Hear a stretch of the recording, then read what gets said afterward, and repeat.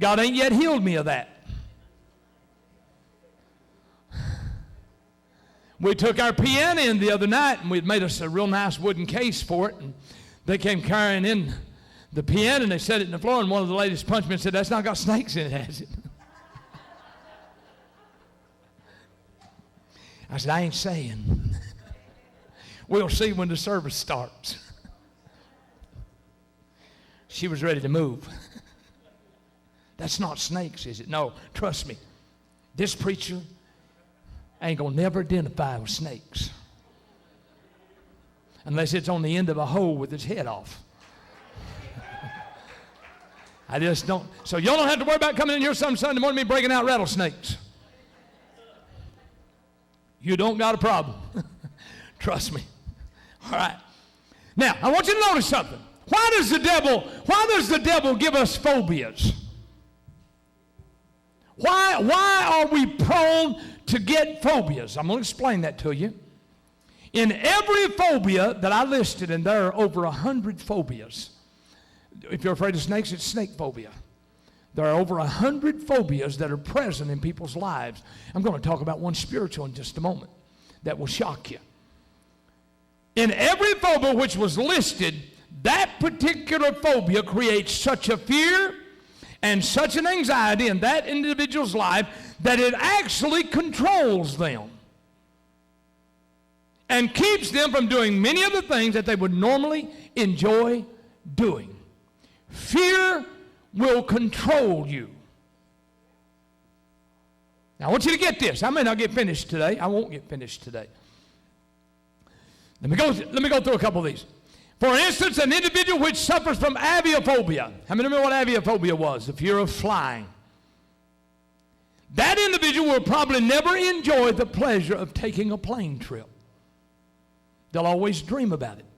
My wife told me when we first got married, I was in service, and I said, I have the access to take us to Hawaii. Would you like to go? She said, "Can we drive?"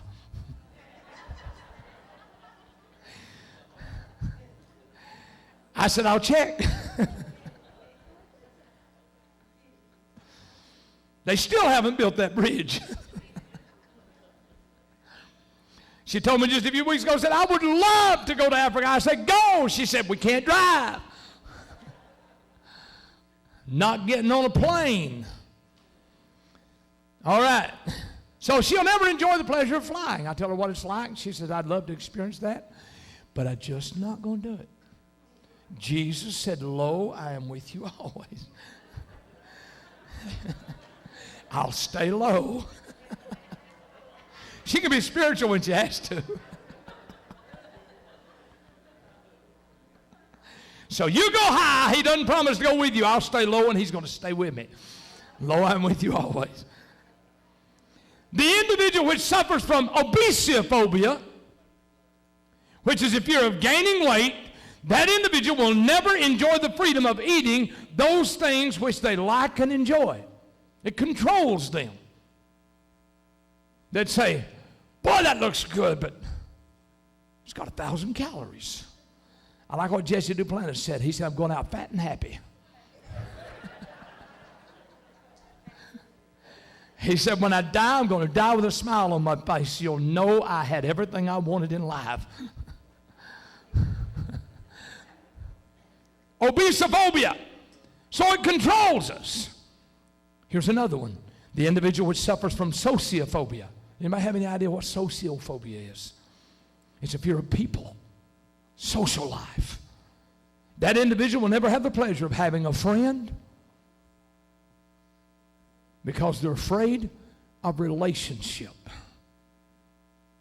If you have sociophobia, you will never allow yourself enough room to get close to anybody to ever have a friend, and you will never enjoy a relationship. You'll miss a lot in life. Now, I want to talk about something else. The sad thing is there are many phobias which exist in born-again believers, and these phobias have the same effect as those phobias which we mentioned. They control us. Now, I'm going to take just 5 minutes, and I'm going to give you an act that a man committed out of a phobia. I want you to listen very carefully what I'm going to preach.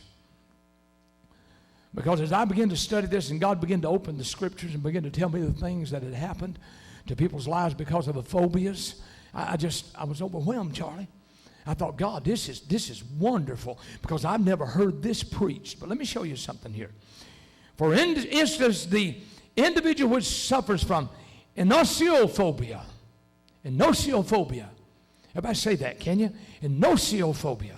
Anybody have any idea what that is? Inosiophobia. E-N-O-S-I-O. If you want to write it down. E-N-O-S-I-O-P-H-O-B-I-A. Listen to what this is. The fear of having committed the unforgivable and the unpardonable sin. Now, I didn't get this from the Bible. I got this from a health book. This is a phobia that is existent in life. I'm going to read it to you again. Give it to you again. You want to write this down. Inosiophobia. E-N-O-S-I-O-P-H-O-B-I-A. E-N. Let me give it to you again. E-N-O-S-I-O. E-N-O-S-I-O-P-H-O-B-I-A. It is the fear of having committed the unpardonable and the unforgivable sin. I have met those people controlled by that. I've gone too far. I've done too much. My life has been such a mess. Why would God ever want me? Why would God forgive me? I can't imagine God forgiving me for what I've done. And so they have the fear of the unpardonable, unforgivable sin. Now listen real close to what I'm going to tell you. That individual is so overwhelmed with guilt and condemnation and remorse that she will never be able to accept Christ's freedom from sin. Isn't that tragic? Let me give that to you again. I think this is wonderful. When I start studying, I thought, oh God, this is tremendous. Because we're going to touch everybody's life sometime in this series. We're going to find something in everybody's life. And I'm going to preach on this, I have no doubt now. I've got to go back to it next week and preach on phobias again. So, and I want to. How many of y'all like to hear more about phobia? Because every one of us, 10% of the world's population experiences phobias. Okay, so inosiophobia is the fear of having committed the unpardonable and the unforgivable sin. That individual is so overwhelmed with guilt and condemnation and remorse that he or she will never be able to accept Christ's free pardon for their sin. How many of you have ever met an individual who said, God can't forgive me? Anybody? Sure you have. Okay, just hold your hands up a minute. Would you say that's 10% of this congregation?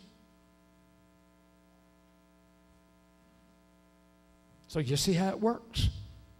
There are people all over the world that suffer from inosiophobia, which is the fear of doing something that God can't forgive. And they will probably die thinking they can never be forgiven. Can I share something with you that's going to shock you? This inosiophobia may have been the very phobia that was present in Judas Iscariot's life that caused him to commit suicide. Could it have been possible that when Judas sold Jesus for 30 pieces of silver, though the Bible said he repented himself, he repented in himself, he felt remorse and he felt condemnation, he felt all those things that should have driven him to God, but they drove him from God because inosiophobia got a hold of his life, and Judas Iscariot thought he had committed the unpardonable and the unforgivable sin. The result of that was, the Bible said he went out and hanged himself. Died thinking he could never be forgiven. Enosophobia got such a hold in Simon Peter's life that he couldn't see the daylight in front of him. The Bible said he was so eaten up by it that he brought the 30 pieces of silver and cast them at the Pharisees' feet. And they said, what's that got to do with us? But the Bible said he went out immediately and committed suicide. I wonder how many people in America alone, here in the gospel belt, have committed suicide thinking they had done the unpardonable and the unforgivable. Maybe not to God, but maybe to somebody else. Maybe a family member. Maybe a friend. Enosophobia doesn't just identify spiritually. It identifies naturally. It's when I can look at Timmy and instead of saying, Timmy, I'm sorry I did what I did, I come to the conclusion that what I have done, Timmy can never forgive me. And I'll carry that.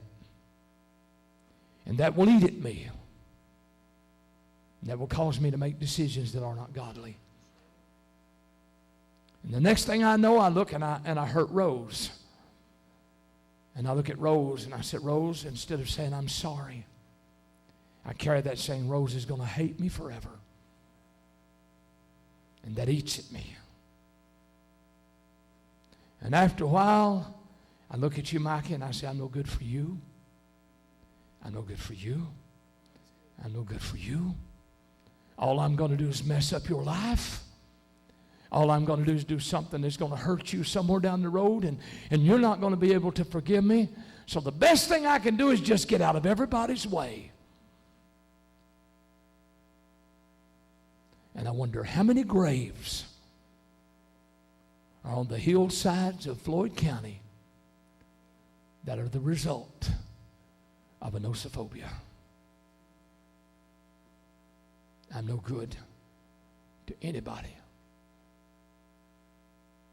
I constantly tell my grandson, constantly, he's 18 years old, I constantly tell him, and I want him to know, when things happen in life, don't ever let anybody tell you everything is your fault.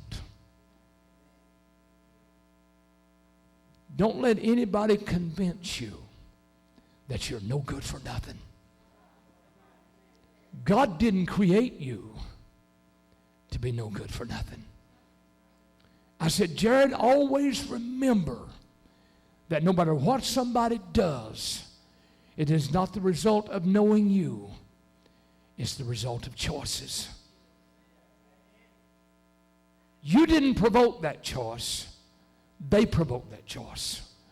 Not because you wouldn't forgive them, but because they wouldn't forgive themselves.